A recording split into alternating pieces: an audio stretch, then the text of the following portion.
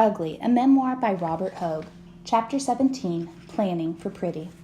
One Saturday morning after cartoons and cornflakes, my parents sat me down at our kitchen table and told me about a new operation the doctors had planned. The doctors want to do some more work on your face, Mom said. Okay, I said. Now that you're older, the doctors have an opportunity to work out what you might look like as an adult, she continued. They can make some small adjustments that they think might have a big impact on how you look. I nodded. And in another 3 or 4 years, they'll need to do another further surgery that will make you look a lot more normal, she said. Dad looked up from drinking his cup of tea. The doctors say they need to do this operation to prepare for that big one, he said. Okay, I said. I still had plenty of medical appointments. There was the orthodontist to see, and I needed new legs made every 9 months or so as I outgrew them. But it had been years since I'd had an operation. I'd spent so much time at the hospital that up until I was about 12, I had the largest single file of any patient at Mater Children's Hospital. Ever. Then, either because I was getting too big a head about it or was too bulky to actually file or because it was too heavy to carry around anymore, the hospital split my file in two. I was a bit annoyed by that. All those appointments and operations, all the time spent sitting and waiting, and the one major achievement I had to show for it was being taken away. Somehow I'd fancied myself getting an entry into the Guinness Book of World Records someday. Largest hospital file on record, Mr. Robert Hogue of Brisbane, Australia, with a file 2,000 pages long and weighing in at 11 pounds. Then I was robbed by a technicality. Detailed memories of my operations had faded. I was left with vague memories of the cold smell of antiseptic and ammonia and bright surgery lights burning into my eyes as I counted backward from 10. I'd been too young when I had my big operations to remember the before versus after, the dramatic transformation. No, the memories I had were of the pain from being cut open, chopped up, and sewn back together. My parents went on to explain the operation in detail. The doctors were going to remove a chunk of cartilage from one of my right ribs and use it to rebuild my face, they said. Cartilage isn't as strong as bone, but it can be easily shaped. Will it hurt? I asked. Mom wavered for a second. No operation is ever easy, Robert, Dad said. You know that, but it's for the best. They talked for a bit longer, told me more about what was involved, and at no stage did they ask me whether the operation should be done. I don't know what I would have said. Instead, they asked whether I understood. Yes, I said. The surgical team scheduled the operation for the last week of grade 5, so I would be well and truly recovered for Christmas, which falls in the Australian summer, just after the end of the school year. One lunchtime, I sat chewing a ham and cheese sandwich and talked about the operation with one of my classmates, Matthew. Maybe no one will recognize you when you come back to school next year, Matthew said. I hadn't even thought about that. My parents had mostly talked about minor changes. Maybe, I said. But if they're going to do a big operation, they'll have to improve how you look. I shrugged, but it sounded like a good plan to me. My face was still a changing canvas, painted on and over by everyone except me. Every time I looked in the mirror, I was reminded not only of how far from normal I was, but how little ownership I had of my face. I started to wonder just how much they could do with the operation. Maybe they'd fix the dents in the side of my head or make my nose look a little less squished. Perhaps they would smooth out some of my bumps and make me look not quite so Robert-like. Maybe after the operation, kids wouldn't call me names so much. The more I thought about the operation, the more I wondered how much difference it would make to how I looked. My parents kept saying it was only a small thing, but as the big day got closer and closer, I couldn't stop thinking about it. Finally, it was time to head to the hospital. I'd had so many operations, the routine was still familiar. My parents would pack a few clothes into a bag, I'd add some toys and some books. We'd hop in the car and take the drive to Mater, where I'd be admitted and see some familiar old faces and lots of new ones. I'd usually come in a day or two before the procedure so the doctors could check me out and make sure I was fine to be operated on. After I was admitted, I settled into my usual bed, said goodbye to my parents for the night, and thought about how different I might look in just a few days. Next morning, it was showtime. Morning operations were the best because you weren't allowed to eat for hours and hours beforehand. Having an operation in the late afternoon meant having to skip breakfast and lunch. I couldn't eat food, but I snuck a small sip of water from Mom, and she sat beside my bed and read books to me while we waited. Eventually, a nurse came and said it was time to get ready. I changed out of my pajamas and into a special gown. Then I was wheeled into surgery. I waited outside for a few minutes where I was given an injection that made me sleepy. Then I said goodbye to Mom and Dad and was wheeled through 2 big doors. The operating room smelled like a super clean bathroom and was just as bright. It was full of odd machines and doctors and nurses and masks and gowns. I would have panicked, but the injection was already starting to make me feel groggy. When I reached the center of the room, one of the doctors put a mask over my face and asked me to count backward from 10. 10, I said. All I could see above me were 4 bright lights. The lights pulsed like an octopus slowly opening its tentacles. 9, I said. It was getting darker. The tentacles were getting ready to wrap around me. 8, almost covering me now. 7. Then I was unconscious, claimed by the dark. The surgery took several hours. The team removed some cartilage from my ribs and partially rebuilt the bridge of my nose. They used leftover pieces to smooth out some of the other small gaps and bumps in my face and prepared it for the next operation in a few years. That would be the big one, the one that would make me look more normal. A few days after the operation, the doctors were ready to take off the bandages. My parents were with me as they slowly unwrapped my head. They said I would be puffy and bruised, that it would take a while before we could see the differences. When I looked at my face in the mirror, the first thing I saw was my nose. Big and bulbous. The same as it has always been. And I couldn't see any change. My face was still just my face. I'd hoped to return to school after the holidays as a stranger, making my classmates wonder who the new kid was. That wasn't going to happen. As part of the operation, I had splints stuck in my nose. A few weeks later, they were due to be taken out. We arrived at the hospital mid-morning for what should have been a simple procedure, but when the doctors tried to remove the splints, they discovered tissue had grown around them.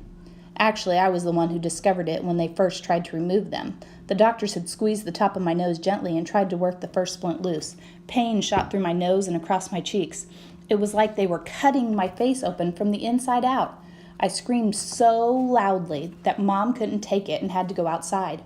Dad stayed with me and winced with my every scream as they tried again and again. One way or another, the splints had to come out. The longer they remained in, the more tissue would grow. The doctors and nurses conferred in the corridor for a minute and decided they would put me under general anesthetic and remove the splints that way. Easy. Except I didn't want any of that. I was always ill after general anesthetic and didn't want to brave the dark octopus again. After years of doing what I was told, I decided I'd take a stand. I looked at Dad. I don't want to go under general anesthetic, I told him. You sure, Dad asked. I nodded. Let's just get it done, I said. The doctors looked at Dad and he nodded. I tensed up as the doctors tried again. The pain was as bad as anything I'd ever felt in my life. But I bit down on my tongue and closed my eyes and tried not to scream as they pulled out the splints along with the tissue that had grown over them. Blood poured out of my nose and I almost blacked out. But it was done. 6th grade was much the same as 5th. Games in the playground, unsuccessfully searching for a sport to play, until our elementary school rugby league coach, Mr. McConnell, let me help out coaching. Teams would square off when the trials were underway, and he'd watch to see how well various kids played. I walked alongside and took tallies of which players were making tackles and which kids were making big runs. Every now and then, someone would come up to me and whisper, "Hey, Robert, put me down for a couple of extra tackles, would ya?" For the kids I liked, I did. That year we had the Great Spitball War of 1983. It started innocently with a few boys removing the inside of their pens and screwing up pieces of paper to shoot at the ceiling. It rapidly escalated to a full-scale war. I tried to stay out of it, but the 2 major combatants sat right behind me and I was quickly dragged in. We soon graduated to pieces of paper that were rolled up and chewed until they were sticky with spit, then shot out of pens like cannonballs. The war lasted only a few days before we were found out, and almost the entire class got a week's lunchtime detention. That we spent not licking spit off the ground, but scraping spitballs off the wall. If we were tall enough, I bet they would have made us do the ceiling, too. Chapter 18, Green is Good. By the time I turned 12 and reached grade 8, I'd given up on the idea of playing a competitive team sport. In high school, organized inter-school sports moved from Friday afternoons to Saturdays, but we didn't escape compulsory sports altogether. On Tuesday afternoons, we had to do what the school called health and leisure activities. At the start of the year, we were offered a range of options. I gave it as little thought as possible and chose lawn bowls, a game I'd never played before. I had little idea what it really involved, but at least it had to be better than the made-up misfit sports we had to play in elementary school. On the first Tuesday, we rolled up to the Wynnum Ex-Services Bowls Club, located on the waterfront next to the local dump. Dad and I would go to the dump every now and then, and he'd let me scavenge for treasure, junk hunting by the bay. The objective of the lawn bowls was simple. Players rolled their ball, a heavy ball you could just barely hold in one hand, so that it ended up as close as possible to a smaller white ball called the jack. This was slightly complicated by the fact that the bowls were designed to curve as they rolled. Games were played on a grass field that was meticulously leveled and maintained so bowls could roll smoothly. Each green was divided into playing strips about 5 yards wide and 32 yards long. Players would stand at one end and roll their bowls toward the jack at the far end. You scored points by having your bowl end up closer to the jack than your opponent's bowls after they'd all been rolled. The game had been around for centuries and had even been banned by an English king in the 1300s because too many people were playing it and neglecting their archery training. As we hopped off our bus, I started to wonder if the old men waiting to help teach us had originally taken up the sport as soon as the ban was lifted. At that time, lawn bowls was seen as a sport for older people, and all the volunteers that day were in their 60s and 70s. They were happy to talk to us young kids and get us on our way to our first game of bowls.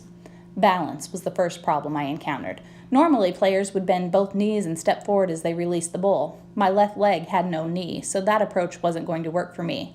Instead, I stretched it out to the side and placed my left hand on the ground for extra support. This made it difficult to look up, and most of the time, instead of looking at the jack, I looked down at the ground. I wasn't much good to begin with, but I felt I understood what I had to do to get the bowl where it needed to go, at least in theory.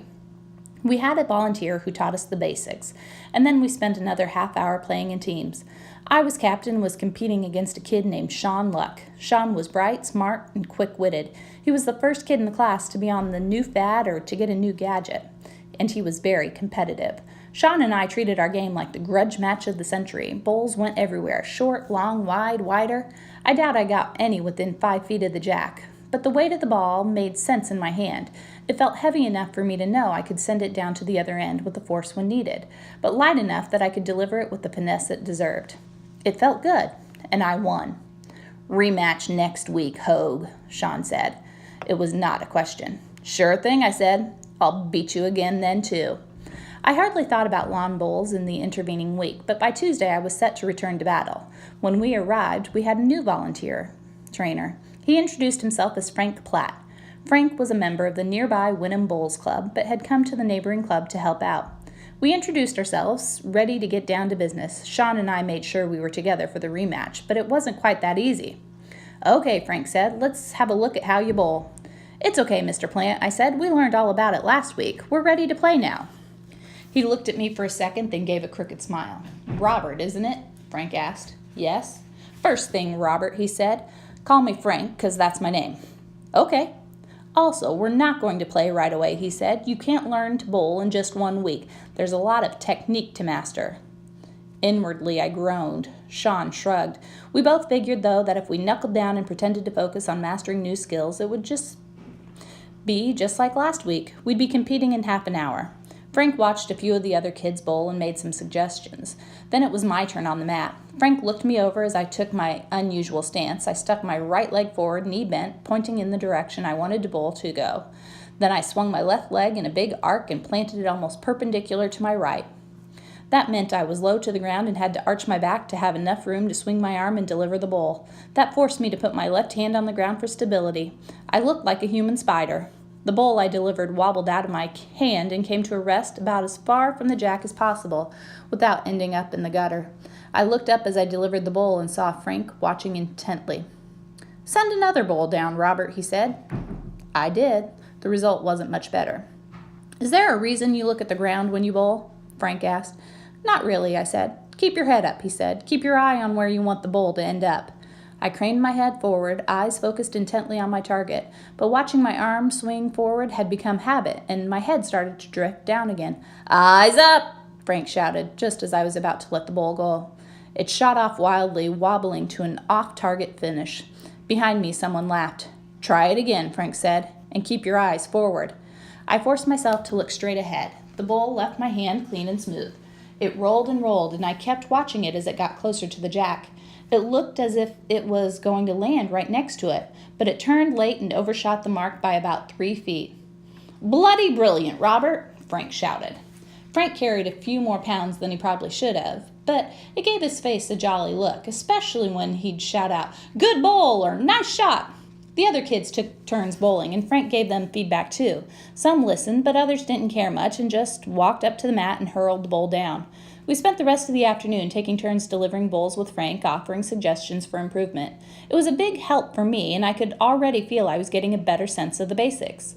About 20 minutes before we had to pack up and return to school, Sean shouted to Frank, "Are we going to have a quick game? We need to have a rematch from last week."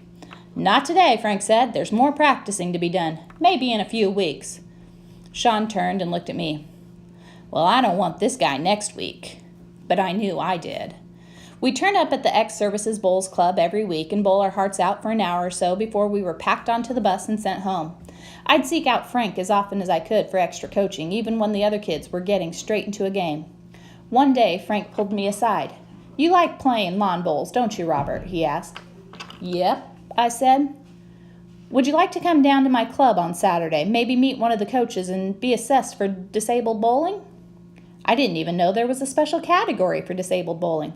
"I'd love to," I said. "I'll ask my parents about it." Frank gave me a thumbs up. Mom and Dad liked the idea, so next Saturday we went to Wynnum Bowls Club, which was just across the road from the tennis club where Catherine played. I introduced Mom and Dad to Frank, and we set up to bowl. Frank had brought along Peter Reed, one of the club coaches, and they watched me bowl, made suggestions, and chatted to each other for about 2 hours. Like Frank, Peter was impressed with how I bowled, given my stance and my habit of staring at the ground while I delivered my bowls. At the end of the session, Frank and my parents talked. They thanked him for the extra effort he was putting in with me. "I'm 70 now and didn't have too much to look forward to," he told them. "Doing this for Robert has given me a revived interest." Now I was playing lawn bowls every Tuesday and Saturday. The Saturday sessions gradually became more important, with Frank and Peter trying to improve my swing and delivery. My stance remained a problem, though. Even with my left leg stretched out beside me and one hand on the ground, I wasn't stable. They decided I needed some sort of support, something that would give me a closer to normal stance and provide stability. Frank said he had an idea that would sort it out. A few weeks later, he turned up with a metal stand his son had made especially for me to lean on as I bowled.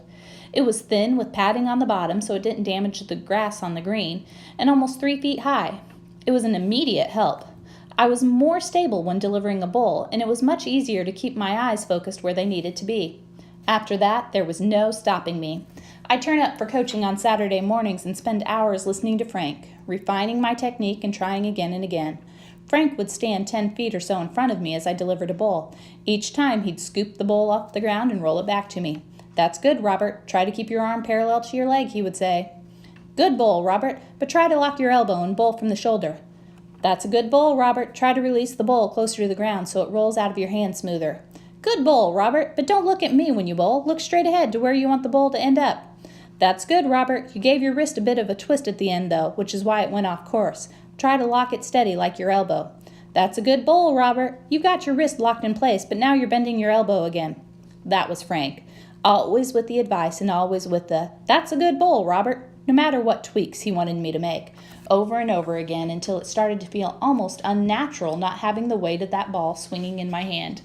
Frank would stand for hours in the hot Saturday sun, leaning over so he could get a good look at my stance, sometimes standing in front of me, sometimes behind, sometimes beside. He'd watch intently as I delivered bowl after bowl after bowl. I quickly came to realize all of this work was the price of playing a sport well. It was the price of what I'd wanted for so long, and I loved it. Our family Saturday morning routine was locked in. After breakfast, we'd go to the butcher and then the fruit and vegetable shop next door. We'd then go to Wynnum Library, where my parents would wait patiently as I wandered among the shelves hunting for new science fiction novels to read. The rule each week was that I could check out as many books as I could carry in one hand. I had big hands. Then I'd be dropped at the bowl club, where I'd spend a few hours practicing with Frank. On the last Tuesday before the Easter holidays, all the kids who did bowls headed down to the Ex-Services Club as usual and had our practice. It was good fun and everyone was excited. Holidays were so close you could smell them like a sizzling sausage on a barbecue. And as we were getting ready to leave, I saw Frank having a serious discussion with another volunteer. In fact, they were arguing. I inched a little closer, trying to pretend I wasn't listening. "You shouldn't be interfering by taking him for special coaching lessons," the man was saying to Frank. "That's rot," Frank said. "You're here as a volunteer, and if he was going to get training, it should be here at X Services, not your club." Frank just walked off, and I didn't get to talk to him before we were rounded up and put on the bus to head back to school. When I got home, I told Mom what I'd overheard. She said maybe I should have a think about whether I preferred to play on Tuesday afternoons or Saturday mornings with Frank. "That's easy. I'd rather stay with Frank." That evening, Frank phoned to talk to Mom. He relayed a bit more of the argument and said he was very upset. He told Mom he would never go back to the other club. Mom told him she didn't want him to sever his ties with the club on my account, but he said he didn't care. Mom told Frank that as far as she and Dad were concerned, I had their approval to train him, and how any of us spent our free time on weekends was no one else's business. "You're clearly very upset about it all," Mom said to Frank. "Yes, I am," he said. "Well, after Robert told me a bit about what happened this afternoon, I asked him what he wanted to do, and he said he wanted to stay with you, bowling on Saturday mornings." I thought Frank must have been saying an awful lot to Mom on the phone, because there was a very long pause. But she told me when she got off the phone he hadn't said anything for a bit, and then replied, "Thank you. I'll sleep tonight now." After that, more training. Every month or so, Frank would find another player from Wynnum to compete against me. I'd win an individual round every now and then, but not very often. But I got to see firsthand how the experts did it, with Frank looking over my shoulder giving guidance the whole way. I'd been training for 16 months when Frank looked up at me with a smile one day. "Robert," he said, "I think you're ready." "Ready for what, Frank?" "Well, I've talked to the club and told them all about the training you've been doing, and they've agreed," Frank said. I still didn't know what he was talking about. "They've agreed you can join a team and start playing in competition with the adults." "If you think you're ready," Frank said. The stand Frank's son had made for me and all the training I'd done meant I could play in normal competition, rather than signing up for disabled bowls. "Wow," I said. I was finally getting the chance to compete in a team sport. "So you think you're ready?" Frank asked. "Abso-bloody-lutely," I said. Frank laughed. "Good," he said and smiled. "I've already put your name down for next week."